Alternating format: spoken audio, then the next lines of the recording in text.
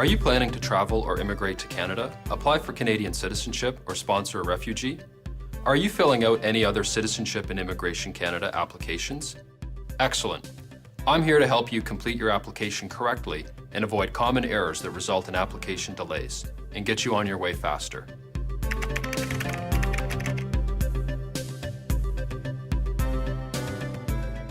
Hi, my name is David, and I work for Citizenship and Immigration Canada, or CIC.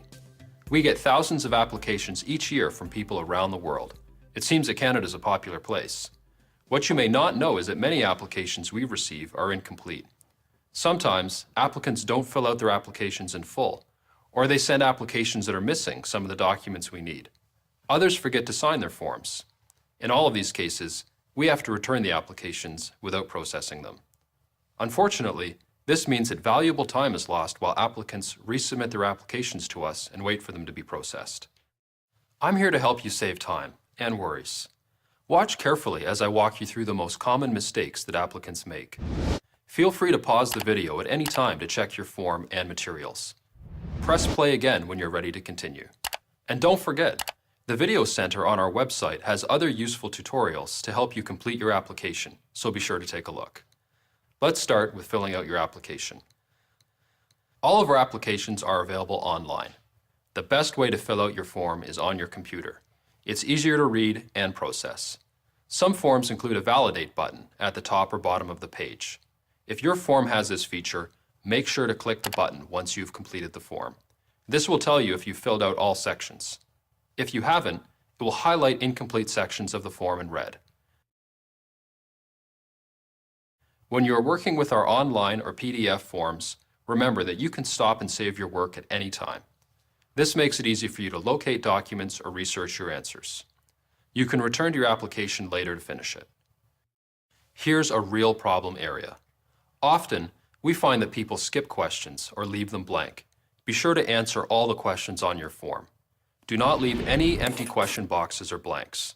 If the question does not apply to you, simply write NA, meaning not applicable. The lesson here, send us a complete application. Answer all the questions.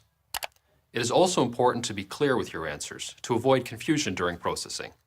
Sometimes, we receive applications that are hard to read or difficult to understand. If CIC staff do not understand or cannot read an answer, the application will be returned. The applicant has to fix the problem and resubmit the forms to us to be processed. Filling out your application on a computer is always the best approach.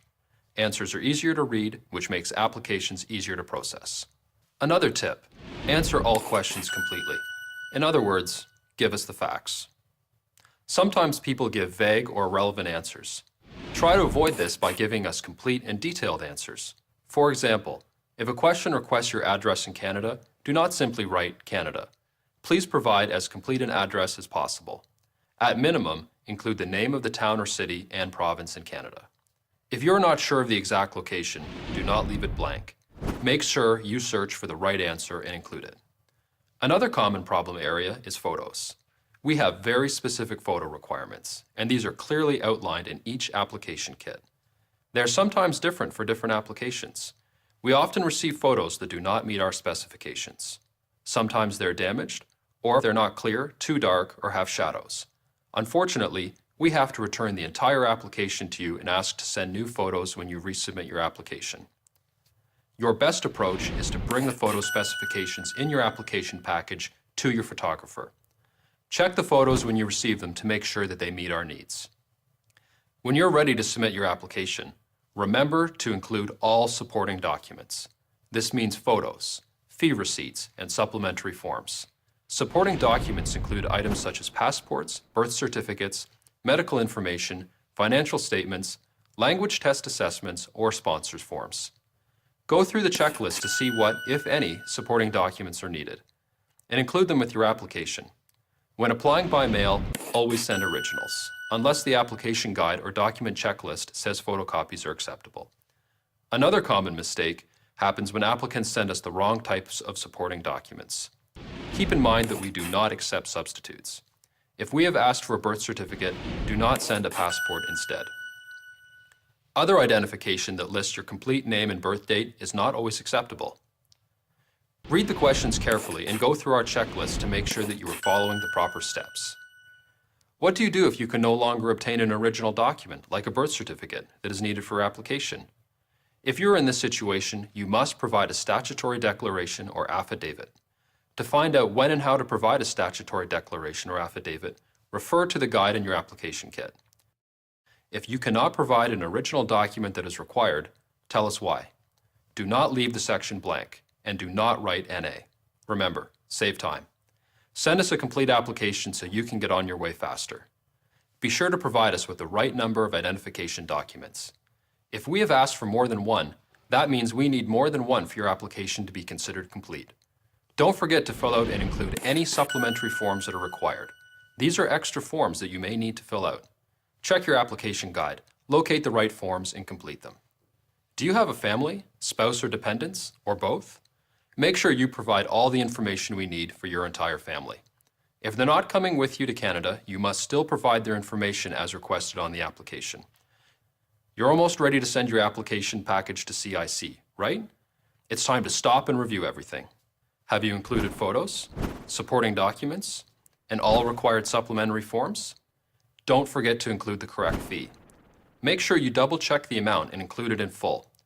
Sign all documents related to your fees. Do one last review of the document checklist in your application kit.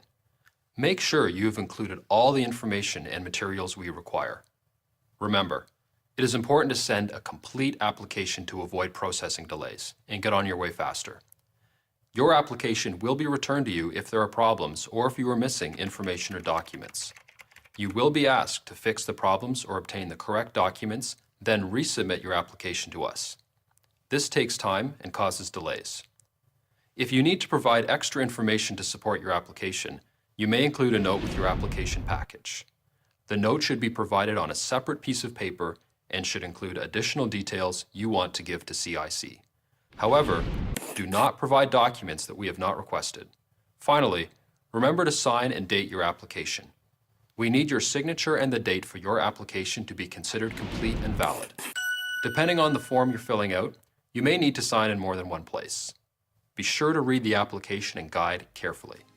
You'll find all application guides and checklists on our website at www.immigration.gc.ca/guides. Be sure to use them.